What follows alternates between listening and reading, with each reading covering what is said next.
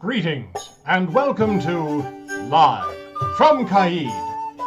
Tonight's special guests are Master John ap Griffin and Mistress Flavia Beatrice Carmigniani, and featuring a live performance by Duchess Faizeh Al-Zarqa. Me, it's your friendly neighborhood announcer, Master Beorn of the Northern Sea. And here's your host, Master Laertes, McBride. Well, greetings and good evening, everyone. Thank you again for joining us this Monday night for Live from Caid. We have a great show tonight, and I appreciate y'all tuning in. And you don't really tune in on the internet. So anyway, before I digress, let's hit the high points since last time we talked. And just a reminder that there will be a decision about Great Western War May 15th, that the Great Western War stewards in the Crown will let us know how it's progressing, what the next step is, or basically just an update on what's going to happen for that event. The next online royal court is going to be on Sunday, May 24th. You'll see more announcements like that. It'll be run very similar to how we did the first one last month on Zoom, and you'll get all that information. Coming up this weekend is the Altavia Altiversary, starting at 11 o'clock. There's a lot of activities planned. There's rapier and unarmored and armored lists, and as competition, there's a Zoom hangout. So be sure to look at the Kingdom list, along with going to the Barony of Altavia Facebook group to see the latest information.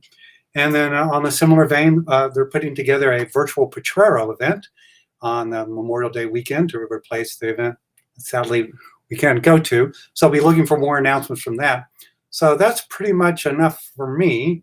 So let's bring in the people, one of the people you're here for. Let's say hello to Beorn.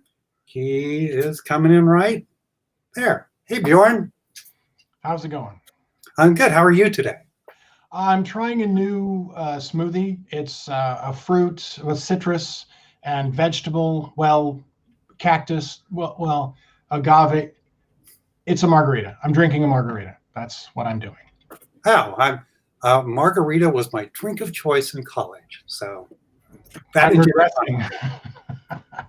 Yeah, I would drink, not that I advocate it, but I would do mine straight up in a chilled glass. Oh, yes, much like that. Very nice. Yeah. Well, we're from a similar part of the country, so yeah. Very, very citrusy. So let's see. So, one of the things we're going to be talking about today is that it is the 55th anniversary of the SCA happened on May 1st. Yeah. So that's I think it's AARP available, right? Yes. I believe that if the SCA were to go to Denny's right now, they could eat off the senior menu. So that's good to know. Oh, that's nice. So I think it's really great. We're going to have John and Flavia here to talk about it. So, but before we get to that, let's talk about what you have for the ANS area that we'd like to highlight today. Well, we're definitely going to go far back in time and also things a little more recent. The first website I want to talk about is part of the British Archaeological Trust, and it is Vindolanda.com. And that is, of course, about the Roman fort along Hadrian's Wall, the Vindolanda. It is one of the most lush treasures in the British Isle. Right now, they speculate they only have a quarter of it excavated. So they said they'll still be able to dig there for another 150 years before they've gotten everything. And I was there just last year. It is a phenomenal site, absolutely beautiful. And the website has a lot of information, both just to look at and also if in these times, if you are in a position to do so, to support the trust.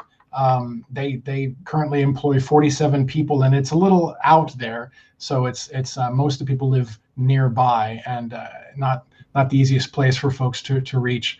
Anything to help wouldn't go amiss, but it is a fantastic reference.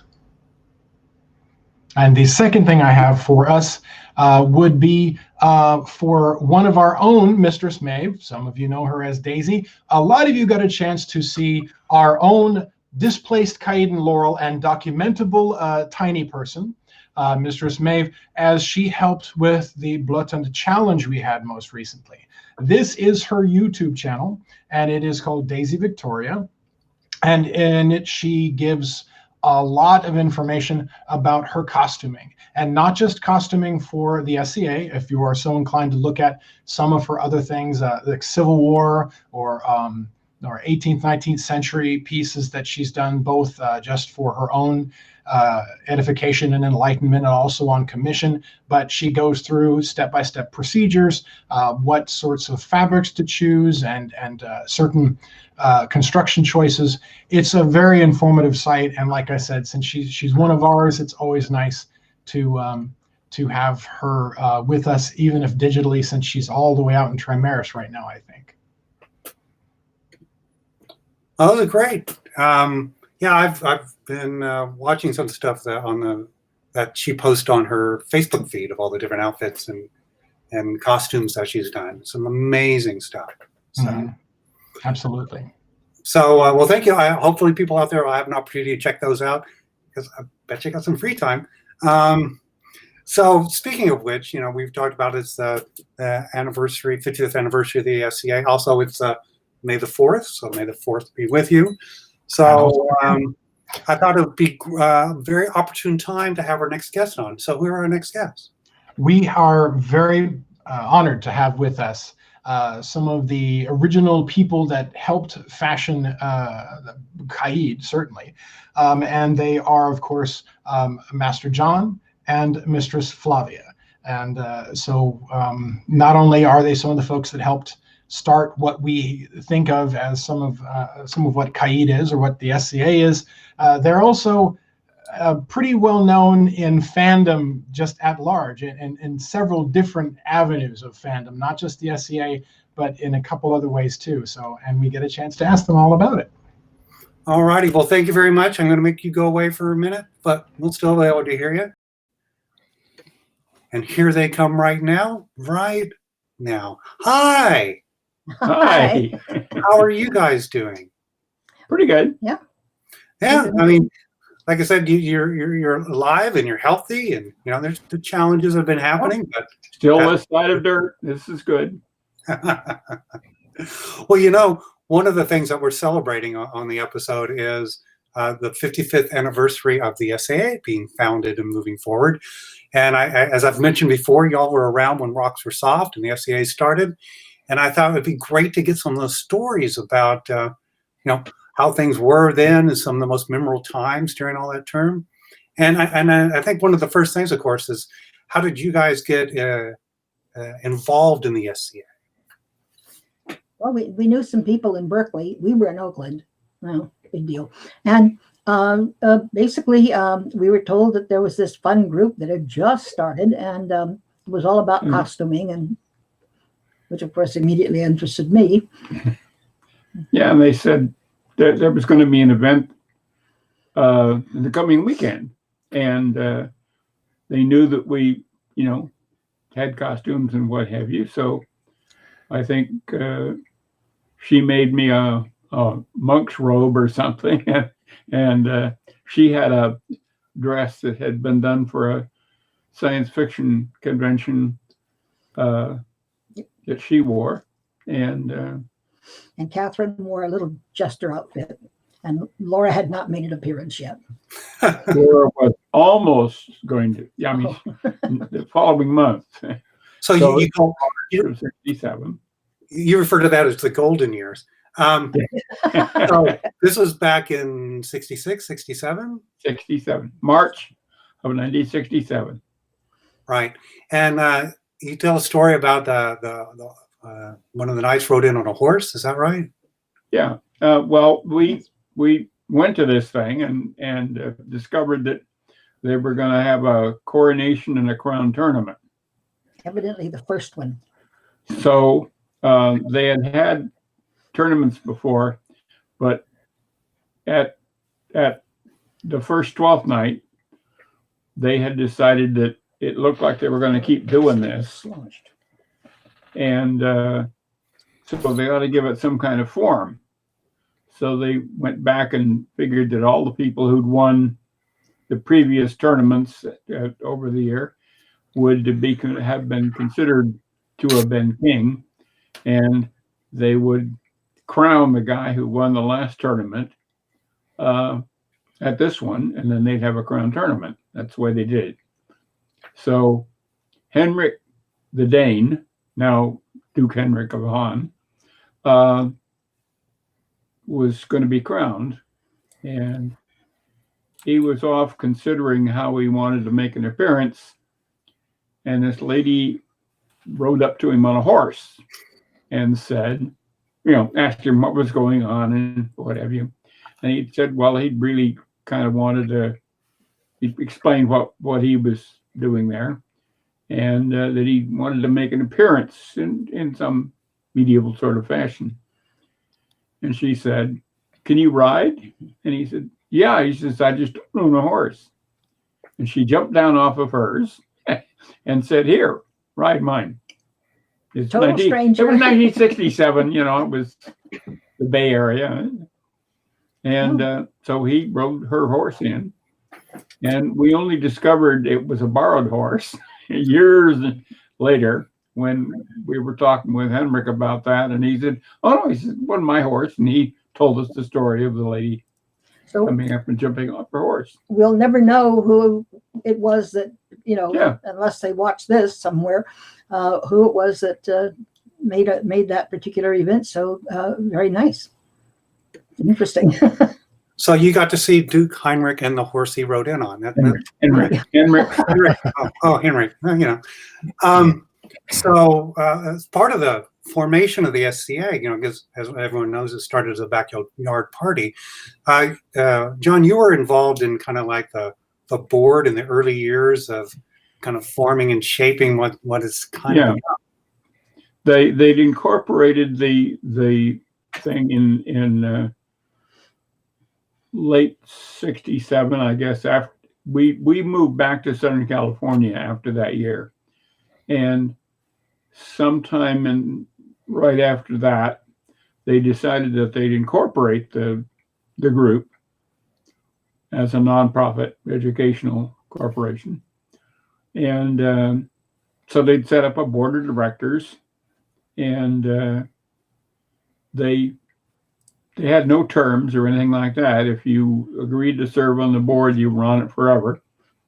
And over the next several years, the original people that had formed it, Don Studebaker, John DeCleese, and Diana, and some of the others,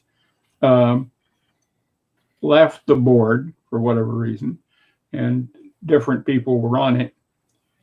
And they called me one day in LA and said, we have a vacancy coming up on the board of directors of the SCA, and we'd like to see if you want to serve.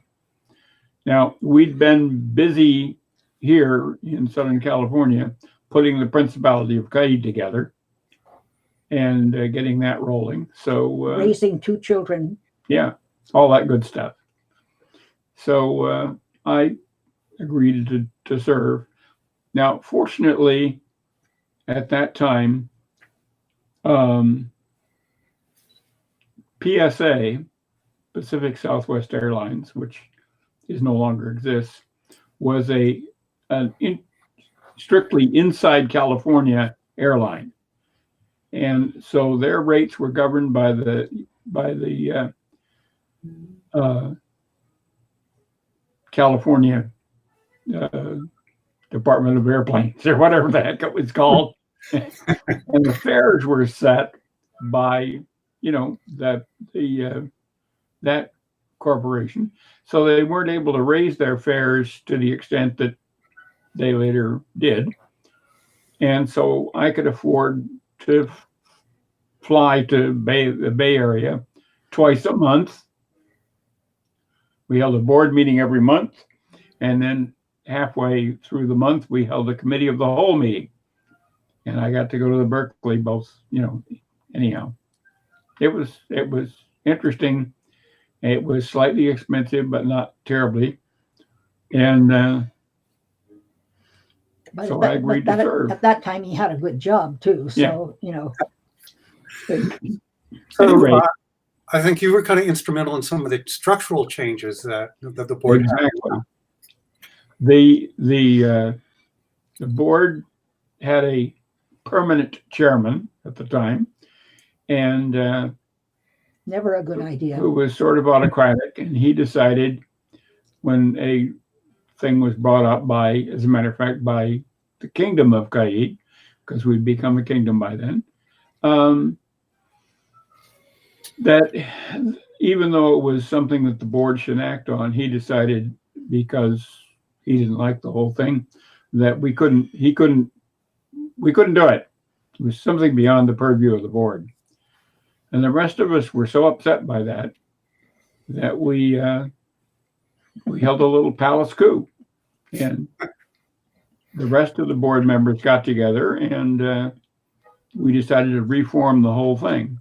So they'd already started revising Corpora, taking it down from 3 volumes that contradicted it, contradicted itself down to 1 volume, and with some kind of real form to it.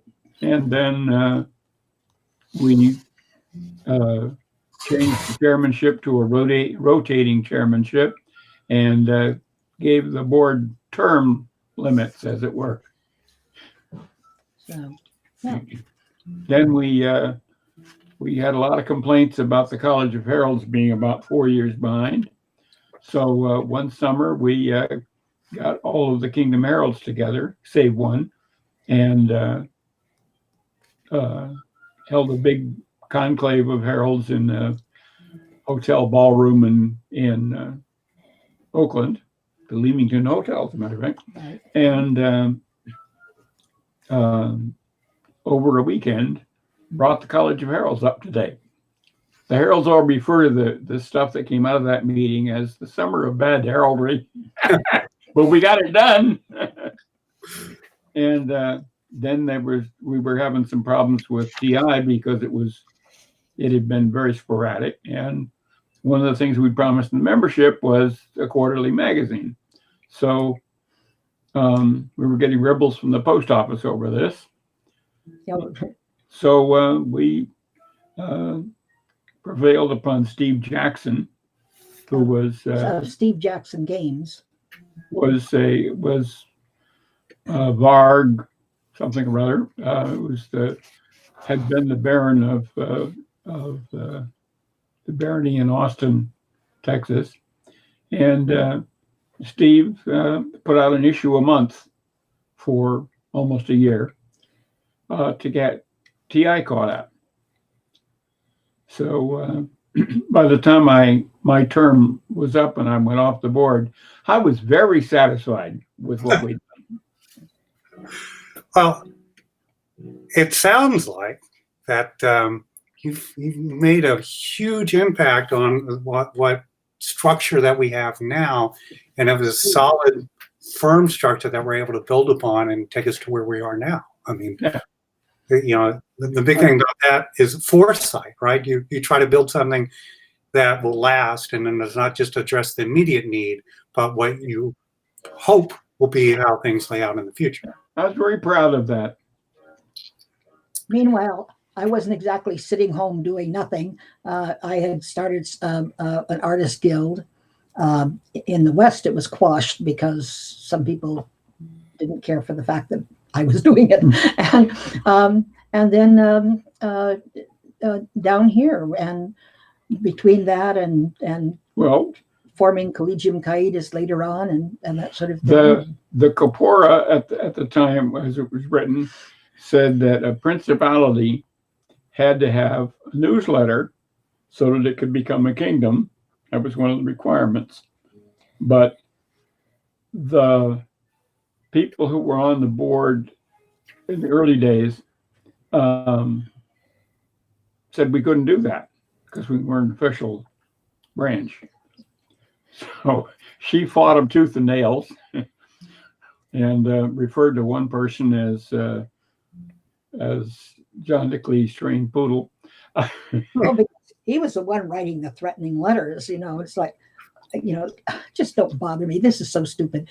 And I don't react well to threats anyway. And I tend to jump back and jump on them. So, so they refused to give me a mailing list, and I went around at events and collected names, and started sending out a little mimeographed crown prince, as we called it, and pretty soon people were asking for it. So, and I said, well, you can have it, but you have to give me your address. So, and some money. and some money, it would help, or an article. And we worked on people at the same time. We were, now, get this, we were asking them to send in membership to the SCA, but also to give us extra money to subscribe to the Crown Prince, because we weren't getting any money from the SCA on it. And people did. And so we went from the start of the Principality, 4 years later, we went to Kingdomstadt. Wow. And you had the mimeograph machine at your house, right? Is that what it is? Yeah. And later an offset machine.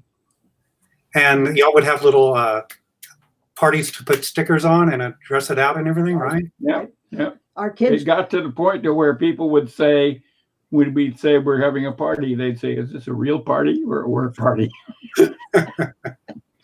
But our kids were collating pages when they could just barely reach the table as you walked around and put, and people would, they're doing that. I'm a firm believer in child labor. I'm a 12-year-old if you need something around the house right now. Yeah. Yeah. So, and Flavia, you were the first person to get 2 peerages in one day. Is that correct? Well, I believe there was one other person that got You were the first one. Was that? Oh, all right. Yeah, and it was a field award. We were at an event, and Douglas Longshanks, who was the king, called up either the Laurels or the Pelicans. I don't remember which it was now. And they said to them, because the award was a surprise even to the orders, who are you going to elevate? And they said, Bejo Griffin, which was her name in those days. And the ones who were members of the other order in the group said, no, we wanted to do her first. And he said, well, we can solve that. And he called up the other order. And with the result that I could tell people that I went to the Bay Area with a wife and came home with 2 mistresses. Well, I was yeah. going to say that happens in California a lot, doesn't it? Well, earlier, a little piece of history that a lot of people don't know anymore is that Star Trek, the TV show, was in fact had come on just about the same time that the SCA formed, and they were threatened mainly because nobody knew what it was, and Gene Roddenberry was a loose cannon. And it made everybody nervous. And so they kept talking about canceling. And a bunch of us said, why don't we do something active, like make up signs and march on WKRN? Oh, yeah. I know. Okay. KRON. And KRON. Yeah. And so we said, yay. And there was only one person who had a Star Trek uniform that she'd made up. And all the rest of us, for lack of other things, we wore full medieval costumes and picketed KRON with signs saying, I grok Spock, and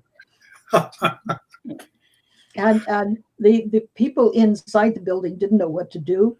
They rushed down and locked the big glass doors in front, and then they all stood back in the hall and peeked around corners. It was really very. And the SFPD showed up and ascertained after talking with us that we were pretty harmless. Yeah, we were not a mob. And we actually handed them a couple of, we had some bumper stickers that had been made up for, matter of fact, I think one of them said I rock Spock and had Spock ears on it. And they actually put them on the back of their police cars. I'm not sure what, maybe the officials never read. Again, 1967, it was. And then another SCA connection, there's a lot of them after that, but was that we couldn't go to New York and do any, go to NBC and hand out flyers or anything.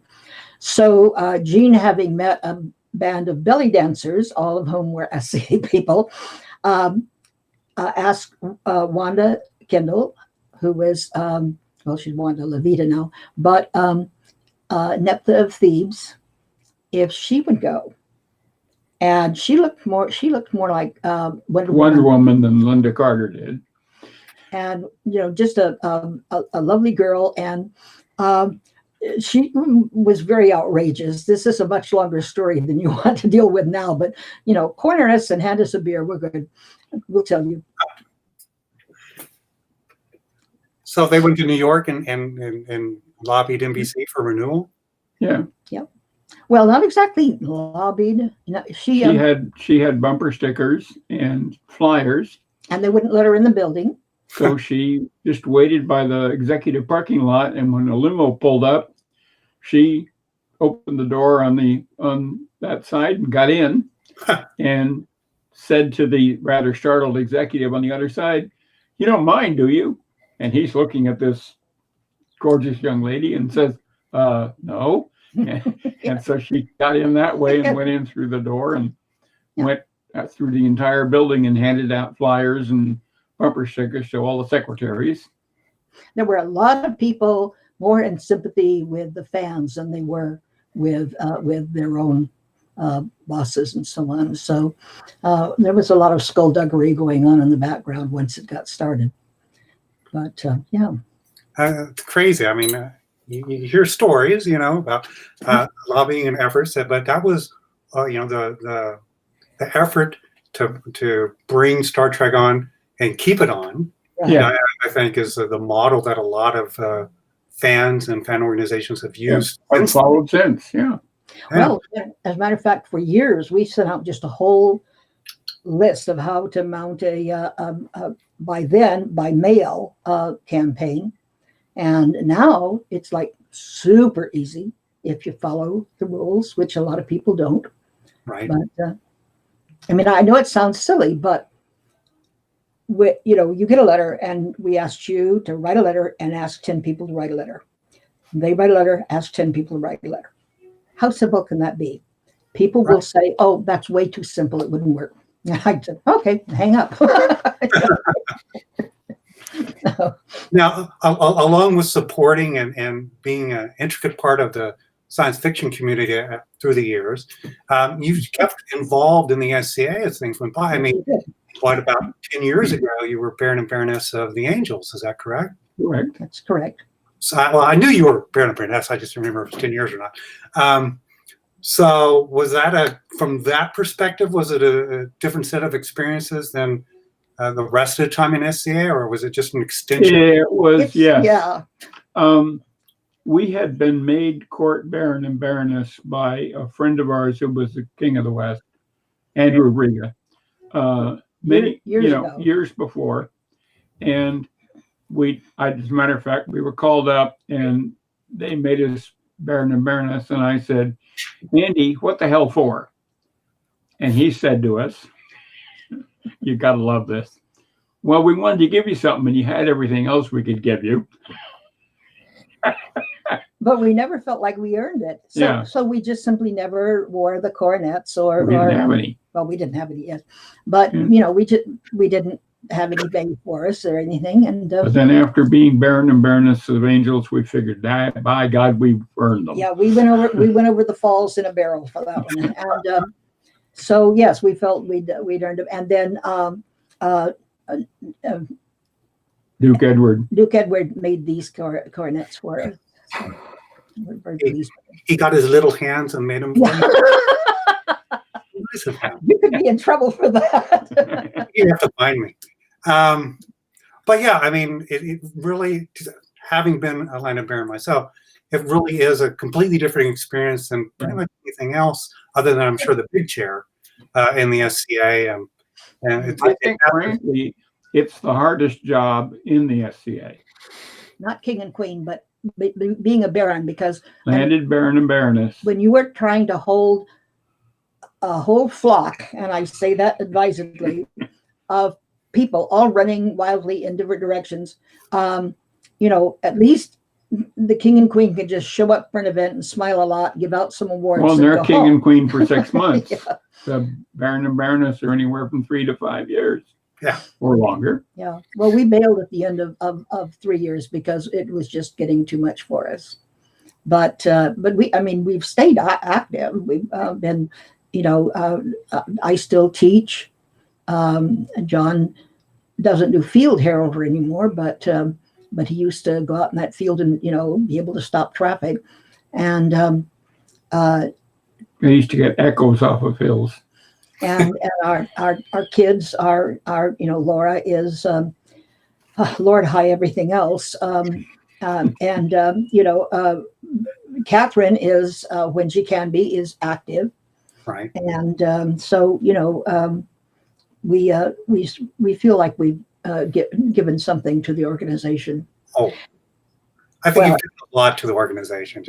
And the SCA and Star Trek kept our sanity, because it wasn't very long into that we were told by the child care center when I went back for college, finished my degree, that Catherine was not acting like a normal child. So I went down and we watched her through the window, and no, she wasn't. So we started then what turned out to be a horrible 3 years of taking trying to her. get some kind of diagnostic thing and so on, and we got every kind of answer you can think of, and some you can't think of. And finally, somebody said, just go try and enroll her in school. She's old enough. So She was 6 years old at that time. So Bijo took her down to the local school, elementary school where we lived, and said she wanted to enroll Catherine in school. And after they tested her for a bit and observed her and what have you, the woman came out and said, well, it's definite, she's retarded. And the look on Bijo's face apparently was such that the woman said, oh my God, you didn't know, and started crying. So I spent Bijo is comforting her. I spent my time trying to calm her down because, we couldn't both burst into tears. I guess we could have, but, and basically keeping busy at something creative, and that you get some feedback on, which you don't really get a lot in real life. And it's terrific. We've seen it in this COVID-19 situation, where people are banding together, doing all of these various things they do on computers now to be in contact with each other. And it's been really grand. I love these musical and choral and what have you, and dance performances that the various kingdoms have been doing online. Just absolutely cracks me up. I love it.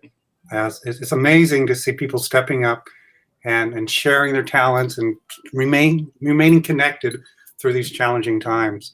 Hey, Beorn usually has a question for the guests. So Beorn, you like to ask something? I would absolutely love to ask my fellow Oklahoman a question. Yes, her hometown. Found you out. Well, her hometown is about 75 miles from mine, so I know Really? I know it rather well.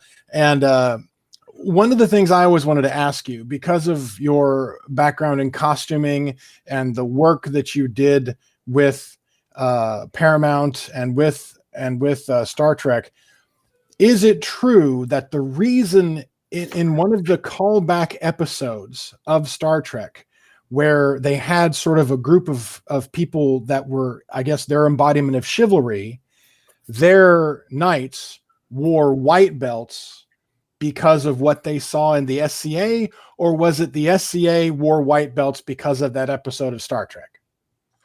I don't even remember. No, that the Star Trek situation. episode was because of seeing the white knights in the SCA.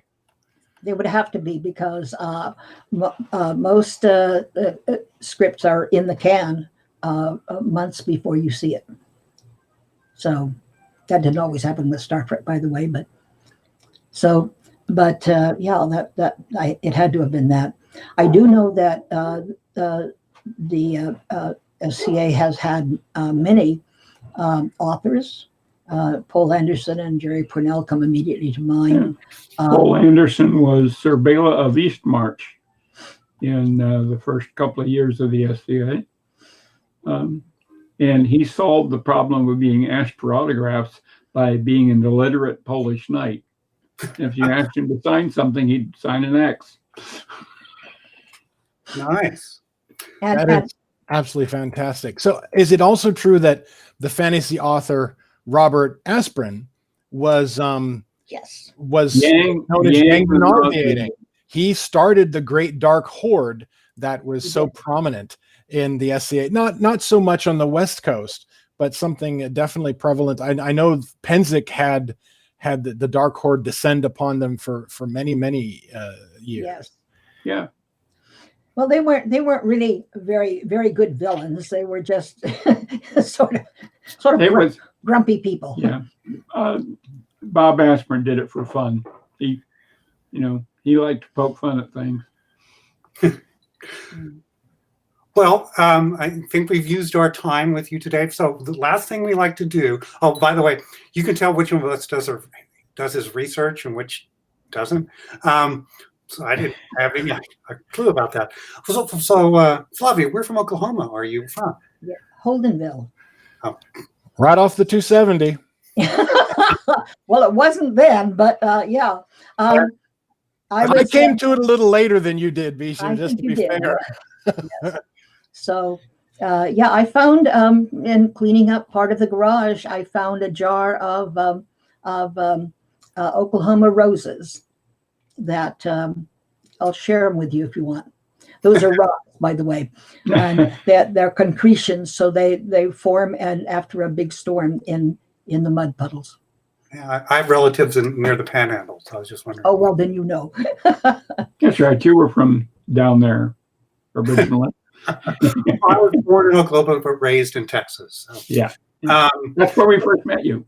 Exactly. I distinctly remember it in Onstewar, where I was initiated into the SCA. So one of the things we like to do with people before we let them go is we like to play a little trivia game. So if you're up for it, I'm putting it up here. It kind of goes in with the fact that the SCA and science fiction really kind of go hand in hand, it seems, and there's a lot of crossover. So we want to play a little game that we're going to call, Beorn, To boldly go to an event. It's kind of like Jeopardy. I'm gonna give you the answer, but you have to do it in form of a question. I want you to tell me what or who I'm talking about, okay? So we'll give it no pressure, but everyone's watching. We'll go easy on this one. So she was a story editor on Star Trek and a former Caid Kingdom list officer. And also a member of our household, who was Dorothy Fontana. That's right. Or PC Fontana, as everyone else knows Well, credits, right? See, I told you. It'd be easy. Miranda Douglas of Shehallion was her SCA name. What was it again? Miranda Douglas of Shehallion. Wow. I didn't know that. Here's another one be easy for you too. So this 7-time Hugo Award winner and member of the Science Fiction and Fantasy Hall of Fame is considered a founding member of the SCA. You talked about him a minute ago. Jerry Pournelle. I have Paul Anderson. Well, Paul Anderson, Paul Anderson either too. which. Yeah. Both. What John is thinking of is that when they were going to try to Incorporate. yeah, Jerry loaned him some money to do it. And considered that he should have had a lifetime membership for that. well, But no, Paul Anderson, yes. Paul and Paul and Astrid, their daughter, went to that first event Wow. in 1966. So it's a little bit more difficult to say on this one. So this guide was first published and handed out at the 26th World Science Fiction Convention in Berkeley. Handed out what?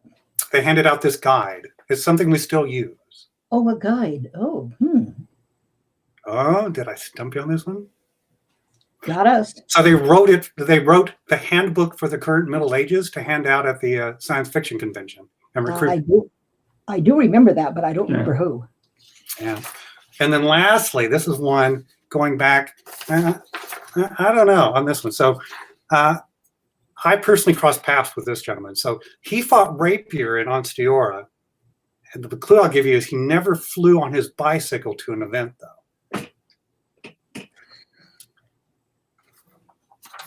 Wait a minute. No, Richard the Short, definitely. No. So it's Henry Thomas from E.T. He actually was part of the rapier community in Onstiora. Oh, no. He would come out. He got his customer friends to make him and his friend outfits, and he fought rapier. He was pretty good. Actually, Condessa Batista fought him in a tournament, and whenever he would killing blow would land on him, it would be full theatrics, and he would cry. The hand would be definitely invisible, huh? Right. But so there's a lot of, and as you've mentioned, there's a lot of crossover between the science fiction genre and fandom and the SCA. But I appreciate your time with us this evening, and really, you through the Star Trek and SCA have really been formative in a lot of things that have been very important to, selfishly, me growing up in my life, and passions I've handed off to my child and family. And I know you've had a huge impact on everyone that enjoys what's out there. So selfishly on my behalf, I want to thank you for everything you've done over the years and continue to do. I even, strangely enough, want to thank you for keeping Larissa around. But and not abandoning it to say the road. And anytime you want to come on and share more stories, maybe I'll even arrange for beer to be dropped off at your house beforehand. But thank you so much, and thank you for everything you do. Well, thank you. You're welcome. Thank you. Thank you for inviting us. Of course. An absolute pleasure. And like I said, as a bard, one of the things I talked about before is our job in period was being a repository of knowledge of the things that had gone before, understanding lineages, understanding how things started.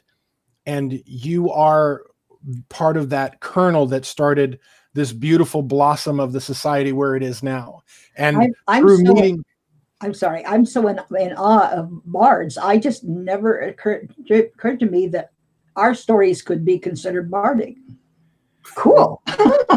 To be fair, just getting a chance to spend time with you and your daughter Larissa are your own personal Trivial Pursuit pie slices in the SCA Trivial Pursuit game, and the people that you've introduced to us, whether it was Andrew of Riga or Caryodaka the Bow or Sir Ardral, the original SCA's knight, all the people that we got a chance to know through you. By saying, hey, you need to talk to this guy, he's at this event, or you need to talk to this guy, because when they come to an event, not very often, they would always go see you. And so if we just kind of hung around next to you two, we get a chance to meet some of these beautiful beginnings of the society. And I cannot thank you enough for being a catalyst for so many wonderful memories for myself, for my daughter also, just like Laertes, as you both well know. Sophia is a huge fan of the both of you. And we just want to thank you so much for your time today. Well, thank you. Thank you. We appreciate it. We'll see y'all later. Once we can all get out and hang out. All righty, Beorn, you want to introduce our entertainment? Absolutely. She has been queen twice for the Kingdom of Caid, and she has also been the one, and she will admit this, hopefully only regent for the Kingdom of Caid. She is my friend and yours, the diminutive, lovely Duchess Faizeh Al-Zarqa, who will be performing for us right now. All right, let's bring her in. And she'll be here in just a moment, and hopefully this will work better than last time. Hi, Your Grace. Oh, I have you muted again. We've got to work on that mute button. I know, I'm muted so we don't get bleed over, but hi, I can hear you now. Thank you for your patience. And thank you for joining us this evening. One of the things that you're here, I believe you're going to be doing a period dance for everyone. Is that correct? Yes, Persian. Oh, Persian. And so you've been dancing for a while, not just in the SA, but dancing. How long have you been involved in dance? I started doing Middle Eastern dance in the mid to late 90s. And actually, when I joined the SCA back in 2000, it was because it was another place that I could belly dance. And now I don't do as much belly dancing in the SCA because I started doing classical Persian and things like that. But yeah, that's how I got into the SCA in the first place, was dance. Oh, that's awesome. So you often dance at camping events, and you dance outside the SA too, correct? Yes, it is my actual job is as a belly dancer. I don't get to do as much these days because we're all stuck inside. But yes, that is my job. I teach and I perform at parties and restaurants and that kind of thing. Well, that's awesome. And as Beorn was talking about, as we all know, since it's your grace, you've been queen twice. And is there anything? I know it's a very trying time for the kingdom and the SCA at all, and just in real life. So, is there anything you've been doing or reaching out to help through this time and the challenges that were going on? I wasn't expecting that question. Well, I know you've been doing streaming some dancing on Saturdays. Yes. So Saturday night, I have been live streaming from my fan page on Facebook, and the fun thing for me, I don't know if it's fun for anyone else, but it's fun for me. I do a little dance to something that I have music that I have chosen. And then anyone who's watching, I have them send in a number, and then I go to my playlists, and I'm just getting whatever everyone who's watching chooses for me. And it's been interesting, but that's fun for me, and that gives me an opportunity to still dance for people, because there's that saying, dance like nobody's watching. That's not how I dance. I like to dance as if everyone's watching, because I am dancing for you guys. So I want you to watch. Well, that's awesome. So do you have anything you want to set up your dance this evening? Is there anything, or you just want to get right to it? So Middle Eastern dance is improvisational, and so I will be improvising a new to me song. I chose a santur solo, and a santur is basically the godfather, or the grandfather. That's what I'm looking for. The grandfather of it's considered the grandfather of the harp, the hammered dulcimer, qanun, lots of stringed instruments that you would pluck or hit with a mallet. This particular one, you hit it with mallets. And anyway, it's an ancient instrument, but they still play it today in Iran. And so now I'm going to dance. Well, thank you very much for coming on, and now the floor is yours. He's turned on the music.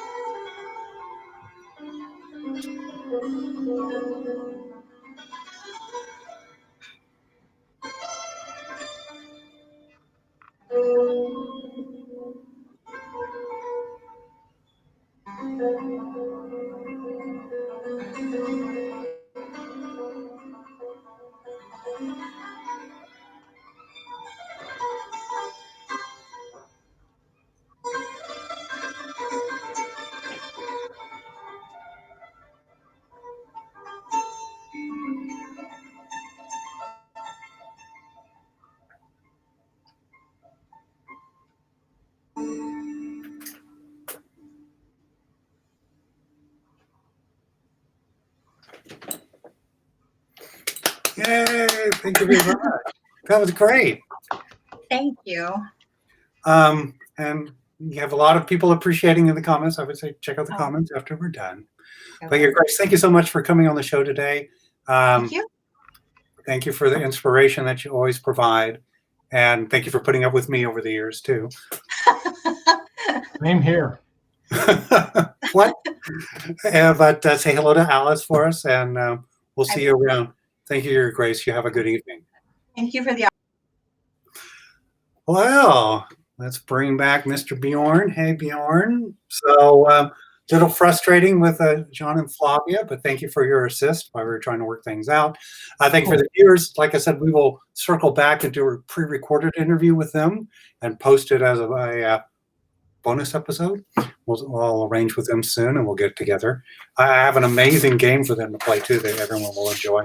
I think they're really going to enjoy that, and I know that the people who watch are going to have a good time with that. Absolutely. Oh, they have some. And we're not going to say anything about it, so they have to watch. So, haha. So, I don't think I shared with you again what our guests are for next week. So, next week we have a pretty good show. I think you know one of the performers. I might. For our interview, we're going to have the Kingdom Seneschal, Sir Oronric. So I'll be able to talk about what does a Seneschal do, because a lot. I know that much. They do a lot. I thought that's what deputies were for. And then, especially during this time, I know there's been a lot of heavy lifting being done with that position. So we're going to have him here, give us the latest news as it deals with the society and the kingdom at large on what's going on. And then we have a very special guest that you know very well as our musical performer. Who's going to be performing next week, Beorn? Next week's musical guest will be me. I'll be performing next week. I know, that's fantastic. I will share the story now, even though I was going to save it for next week. Is one of my favorite memories is you singing to my daughter in utero, just to expose her to music with your voice. Oh, touches me here every time. But that is one of my favorite things to do in Caid. I've sung so far in my SCA career. I have sung to 14 little ones before they were little ones, and every single time, that child can sing. Every time. I think it's the same thing as flipping a coin. It's a 50-50, but I'm going to go with it's magical bardic stuff. I don't know. Well, thank you very much. Thank you everyone for watching. Again, watch for our bonus content. We'll be back next week, and when we are back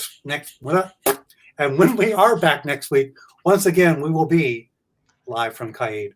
Thank you very much, Beorn. I'll see you then. Good night.